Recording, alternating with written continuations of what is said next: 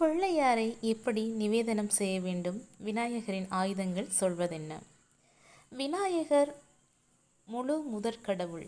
வலம்புரி விநாயகராகவும் இடம்புரி விநாயகராகவும் காட்சியளிக்கக்கூடியவர். எந்த ஒரு விசேஷத்தையும் விநாயகரை வழிபட்டு தொடங்கினால் தடங்கள் இல்லாமல் அது நடக்கும் என்பது நம்பிக்கை. அப்படியான விநாயகரை கொண்டாடும் விநாயகர் சதுர்த்தி விழாவானது பிற இடங்களை காட்டிலும் பிள்ளையார்பட்டியில் வெகு விமர்சையாக கொண்டாடப்படும். விநாயகரை பூஜிக்க மிகவும் கஷ்டப்பட தேவையில்லை. சிறு குழந்தை கூட மஞ்சளை அரைத்து ஒரு புடி பிடித்து வைத்தால் போதும், பிள்ளையார் தயார். பிள்ளையார் அவ்வடிவில் எழுந்தருளிதான் தன் பக்தர்களுக்கு அருள் புரிவார். விநாயகர் தன் கைகளில் யானையை அடக்கும் பாசத்தையும் அங்குசத்தையும் ஏந்தி இருப்பார். இவர் வயிறு பெருத்திருப்பதற்கு ஒரு குறிப்பும் உண்டு. அதாவது அகில உலகங்களும் மணிவயிற்றில் அடங்கி கிடப்ப என்பதை உணர்த்தும் பொருட்டு இவருடைய மத்தள வயிறு காணப்படுகிறது. விநாயகர் இச்சாசக்தி, கிரியாசக்தி, ஞானசக்தி என்ற மும்மந்திரத்தை பொழியக்கூடியவர். விநாயகரின் கும்பம் ஏந்திய கை படைக்கும் தொழிலையும், மோதகம் ஏந்திய கை காத்தல் தொழிலையும், அங்குசம் ஏந்திய கரம் அழித்தல் தொழிலையும், பாசம் ஏந்திய கரம் மறைத்தல் தொழிலையும், தந்தம் ஏந்திய கரம் அருளல் தொழிலையும் புரிகின்றன.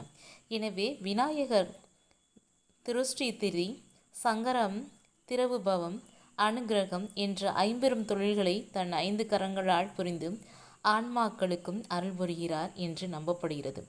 எளிதாக கிடைக்கக்கூடிய அருகம்புல் விநாயகருக்கு மிக விருப்பம்.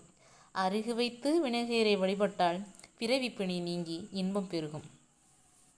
விநாயகருக்கு கரும்பு, அவரை, பழங்கள், சர்க்கரை, பருப்பு, நெய், எள், பொரி, அவல், துவரை, இளநீர், தேன், பயறு, அப்பம், பச்சரிசி, பிட்டு, வெள்ளரிப்பழம், கிழங்கு, அன்னம், கடலை முதலியவனை வைத்து நெய்வேதம் செய்து வந்தால் நாம் நினைத்தது நிறைவேறும். சிதர் தேங்காயின் ஒளி விநாயகருக்கு மிகவும் விருப்பமாகும். அதனால் சிதற்காய் அவருக்கு சாற்றப்படுகிறது. விநாயகருக்கு எல்லாமே ரொம்ப ரொம்ப பிடிக்கும். கரும்பாக இருக்கட்டும், பழங்களாக இருக்கக்கூடும், எள்ளாக இருக்கக்கூடும், நெய்யாக இருக்கக்கூடும், மோதகம், இது எல்லாமே விநாயகருக்கு ரொம்ப ரொம்ப பிடிக்கும். விநாயகர் வழிபாடு ரொம்ப ரொம்ப எளிமையான வழிபாடு. சாணத்தில் பிடிச்சி நீங்கள் விநாயகர் வழிபடலாம், களிமண் பிடிச்சி விநாயகர் வழிபடலாம், மஞ்சளை வச்சு விநாயகர் வழிபடலாம். இப்படி விநாயகர் எளிமையோட அடையாளமாக திகழ்கிறாரு. சின்ன குழந்தைய கூட பிள்ளையாரப்பா செஞ்சு நீங்கள் விநாயகரை கும்பிடலாம். களிமண்ணை வச்சு விநாயகர் செஞ்சு கும்பிடுங்க. அது கூடுதல் சிறப்பு தரும்.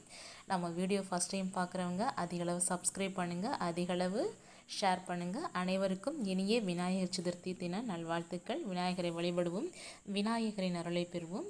நன்றி மக்களே.